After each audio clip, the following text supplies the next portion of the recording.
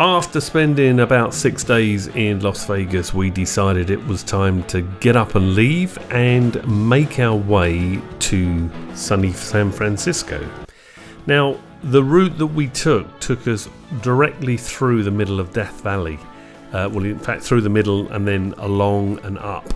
And it was absolutely breathtaking scenery. Although it's pretty barren, there's not much there. It's the vastness of this place. You have to see it to believe it. It's well worth doing this trip, and it was phenomenal. Absolutely phenomenal scenery.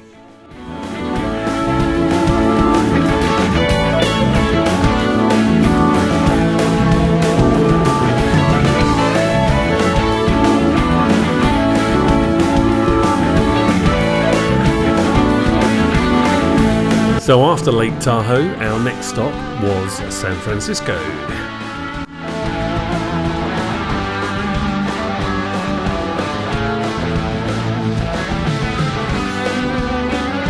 Now, on the approach to San Francisco, you have to pay a toll to go over a series of road bridges, which was very nice scenery, actually. Good views of the San Francisco Bay Area, with the Golden Gate Bridge in the distance, and as most of the roads we've experienced in the US, very, very good quality roads.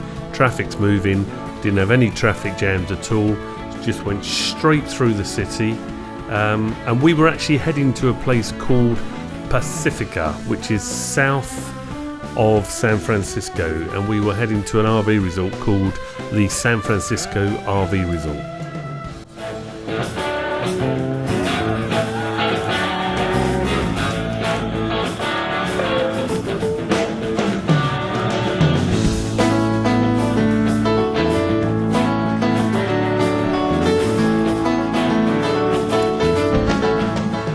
Now, when we arrived at the San Francisco RV Resort, its first impression was very clean, right on the coast. So literally, as you come out of the check-in, you are facing the Pacific. And as you can see, when literally from the check-in, we must be, I don't know, 100 yards. And where that fence is, the other side of that fence is the Pacific Ocean. In fact, where that fence is, RVs used to park facing the Pacific, but because of cliff erosion, they can't do that anymore. So we had a front row slot, which we thought was fantastic. It actually later on proved to be a complete pain in the neck, but I'll come on to that later.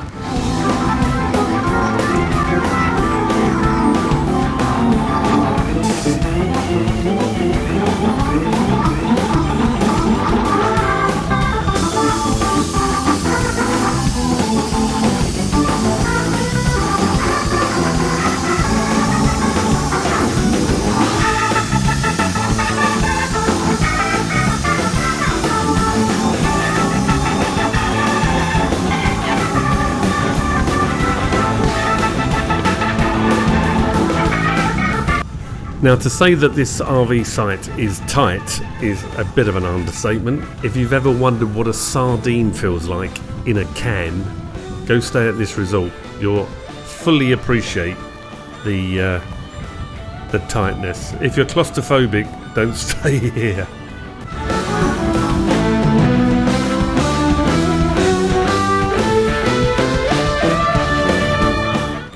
Excellent parking, I hear you say. And of course you'd be right.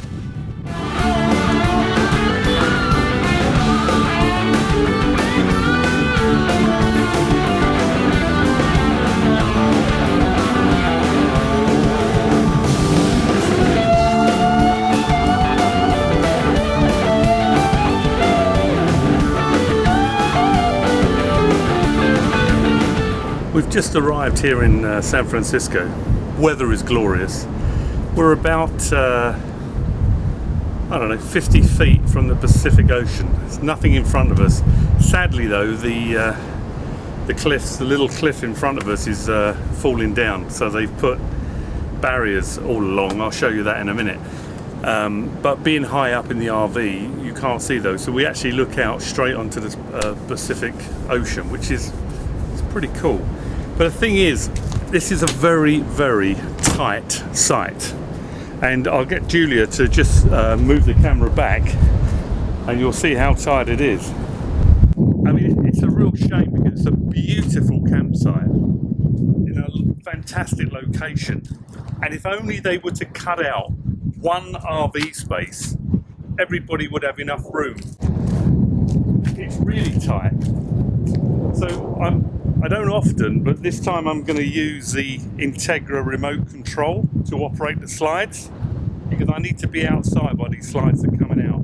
The other thing we need to consider, of course, is when we dump the air, the coach is going to drop about 6 to 8 inches, maybe a bit more. So we also need to be aware of that. The reason I've left more room on one side than the other is, this slide on the driver's side is a bigger slide. So we're going to start off with that slide. In fact, I'll start off with the rear bedroom, and then we'll work forward.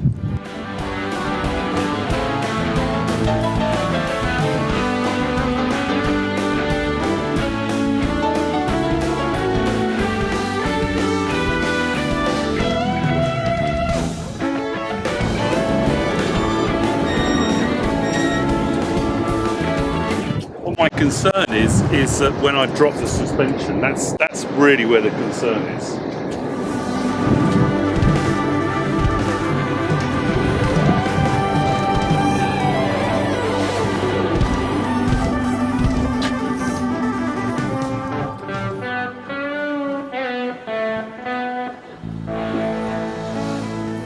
I swear to God that's going to fall out one day. Anyway, we're clear of that, so I'm happy. Now let's do the other side.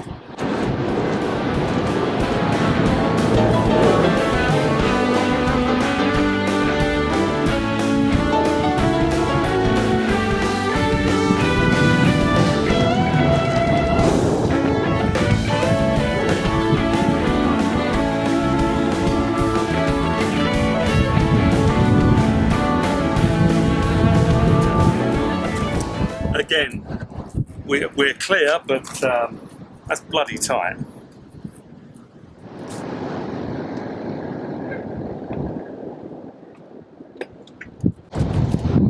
Well, I don't think we'll be getting the awnings out here. As you can see, we could probably have a drink with the people next door without actually leaving our coach. Fortunately, the people next door are very nice, but yeah, I mean, if we run out of anything and we need to and get something out of their fridge, we can just do it through the window. Right, now I'm going to drop the suspension.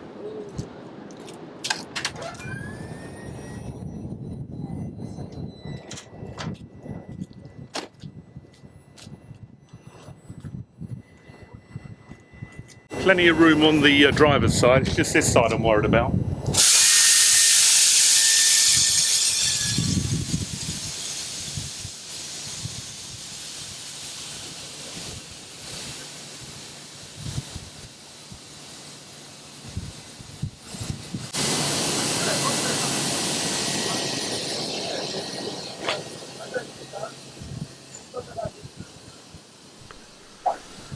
So now that the coach has all been levelled, all the air's out of the system, the first thing we do when we get to this situation in every campsite is to put up our electric Wi-Fi repeater. This one is called a Wi-Fi Ranger, and what this actually does, it enables us to pick up a very, very strong Wi-Fi signal from the campsite base station, which in a lot of cases where you're parked, it's a fair distance, and normal Wi-Fi has a struggle picking it up. So we put up the Wi-Fi antenna, and also local businesses, local shops that have got Wi-Fi, we can normally pick that up. I think it's about 1/4 to half a mile. I think they say 2 miles, but that's really not realistic. Then we put up the satellite TV. Why, I don't know, because most of the TV we watch is rubbish, but we go through the motions. And it looks pretty cool as well.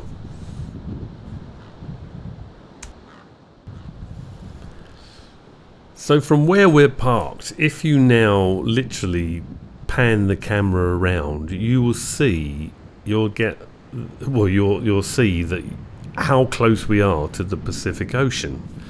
Now, you would think this is absolutely idyllic, which it is. I mean, let's be fair, this is idyllic, but 3, 4, 5 days, all night long, all day long, your awning covers will be flapping, and the wind is horrendous, and your RV is getting a nice thick battering of salty wind and salty, wet, moist air. So it may look idyllic, but honestly, after about 3 days, we were like thinking we need to get out of here because it was just so noisy, and the RV was absolutely caked in this salty brine. See, I have to give the camera person a beer as well. Just a mouthful. So, pretty good site, fantastic position, and I'm sure once they fix this cliff top, I think before you used to be able to park, in fact I know you used to be able to park right on the edge, but clearly there's some sort of coastal erosion going on. But I mean, okay, it's tight, but we're 20 minutes from San Francisco center. So I don't think last time we were here, the reason we only spent 1 day in San Francisco is because the nearest RV site we could find, which funnily enough was a Thousand Trails site, was about an hour and 3/4, in the middle of nowhere, which is pretty standard for Thousand Trails. But I think we're going to have a good time here. I hope so anyway. Cheers. Now, of course, one of the must-see things when you're in San Francisco for a first-timer like us is probably to visit the island of Alcatraz, which very famous prison, of course. Don't really know what to expect, but the actual views from the boat that you pick up in San Francisco docks of the Golden Gate Bridge is pretty spectacular. So, if nothing else, it's worth just for the view of the bay and the bridge.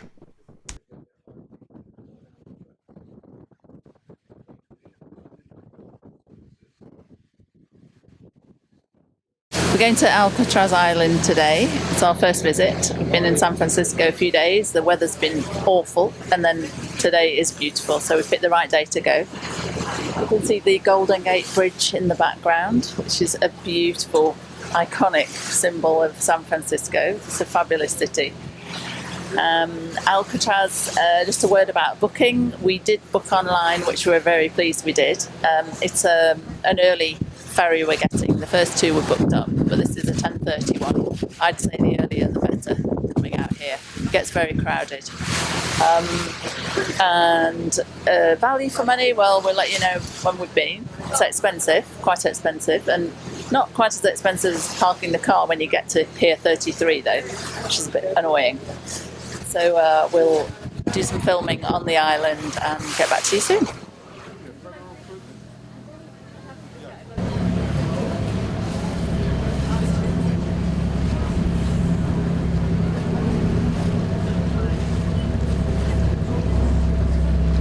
Your life without your iPhone in that cell. Very, very tough duty, and especially look at the view around this. So we're on Alcatraz now. We've arrived on the boat, the ferry boat. It's a very short trip, 10 minutes, 10-15 minutes. Beautiful views of the Golden Gate Bridge, as I said, and coffee on the boat and all of that. Very informative so far. You get a little talk when you get here as well, mandatory talk. And I think it promises to be very interesting. So we're on Alcatraz, as Julia said. Now, behind me is mainland. And, okay, I'm not a great swimmer, but I don't think that's that far to swim. I mean, it looks about 3 miles, 2 miles, which I think even in my primitive breaststroke, I could swim that. But I don't know if there is sharks there, but if you look at any of the movies, there's sharks and God knows what else in that water, but I don't know. I think that's a bit of an old wives' tale. Apart from Alcatraz being a really great place to visit, very interesting and obviously historic, The other fantastic thing is that you get the most amazing views of the streets of San Francisco over there. Beautiful morning sun on the bay here, and obviously downtown and the older town, the Fisherman's Wharf and all of that area, and then also the Golden Gate Bridge there in the background. It really is probably the best view that you'll get of the Golden Gate Bridge. So it's well worth the trip. Apart from all the historic value of the place of Alcatraz and the sheer impressional, that's a French word, it's very impressional.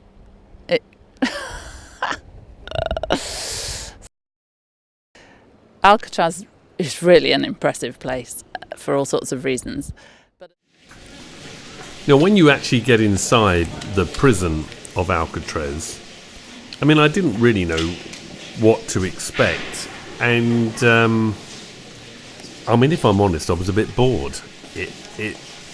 I think a lot of things they must have taken out, like the dining room. It's a big empty room, and the tour says, "Oh, this is a dining room." Well, you can't imagine it being a dining room because there's no tables, there's no chairs, and quite honestly, when you've seen one of these cells, you've seen all of them because they're all exactly the same. So, I mean, it was good to see it and experience it and the history and a feeling of what it must have been like, especially in like solitary confinement. Oh my God, I mean, how would anybody, survive in that? But I don't know, maybe I expected, maybe I expected something a little bit more, razzmatazz, but it wasn't. There was one cell was actually kitted out with a bed, this one here, and the rest were just completely empty cells. So, I don't know. I mean, maybe I was just expecting a bit too much. Now, of course, no one goes to San Francisco without going on the famous trams. Now, these trams are many years old. They are literally, I would call them antiques. They've been going years and years. There's not that many left, and I think there is, from memory, I think there's only three routes. But don't do as we did. We got there and we actually asked someone in the line waiting for the tram where to get the tickets. Do we buy them on the tram, or they said, "Oh, no, you need to go to that office." So we were sold 2 one-day returns, which basically was $22 each. So it cost us $44. We went on one tram. You can actually buy the tram ticket on the tram. It's $4. A lot of people line up and let people go in front of them. It's quite normal because they want to get to the front of the queue so they can sit on these exterior open horizontal seats, which it's a bit of fun. Very, very bumpy. I mean, if you've got a bony bottom, good luck. You'll need a cushion. We're on the cable car. It's noisy. Going up Powell Street, I think. And the trick is that you wait at the front of the queue and get the side open air seats at the front of the cable cars, which we did, so we're at the back. So I'm just going to go out to the very back, take some photographs. Now, we were looking to jump off of the cable car for the Cable Car Museum, which is a open museum. It's a working factory basically, and here you will see all of the cables that run the cable cars in San Francisco. You'll see all the actual cables working. Now, before I said I think there were 3 routes still in operation. There's actually 4: Powell, Mason, California, and the last one is Hyde. Now, these are running, I think they run for something like 18 hours a day. And here is where the cables come in. They go around various tightening wheels to keep the cables tight. And these cables run under all the streets. You can hear in the streets of San Francisco this bizarre noise. And you keep thinking, oh, there's a tram coming. It's not. It's the cables under the road. Now, one thing I will tell you, this is a very, very noisy building. So if you've got any hearing issues, maybe avoid it. But it's completely free of charge.